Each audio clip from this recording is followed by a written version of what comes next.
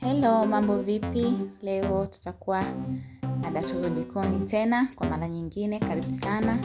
Leo tumeandaa pishi zuri kabisa la ugali. Najua wengi wenu hamjui kusonga ugali, hasa wadada hawajui kusonga ugali, wakaka hawajui kusonga ugali.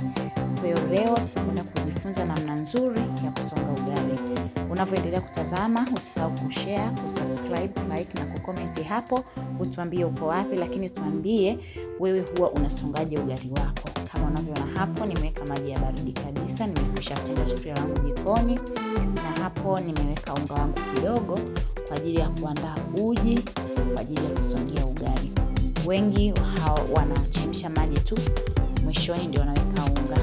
Hiyo inasababisha kutengeneza mapunye ya unga kwenye ugali.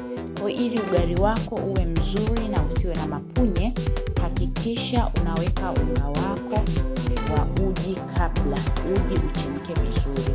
Hapo tayari uji wangu umekwisha kuchemka vizuri, na sasa nimeweka unga wangu kwa ajili ya kusubiri uchemke, alafu ndio nianze kusonga. Hapo tayari nimeshaanza kusonga ugali. Unazungusha kama hivyo. Hapo tayari uji wako umekwisha kuchemka. Unasonga namna hiyo. Unakuwa unazungusha mwiko wako vizuri kila pembe, ili kusaidia ugali wako usiwe na yale mabunye ya unga. Kama unavyoona, unga wetu umeanza kuchanganyika vizuri kabisa, na ugali wetu ni mwepesi, sio ule mgumu sana, ambao wanaweza kutumia hata mtoto mdogo kabisa. Kama mnavyoona hapo, tayari ugali wangu umeshajikusanya vizuri na nimeshaweka kwenye sahani kwa ajili ya kula.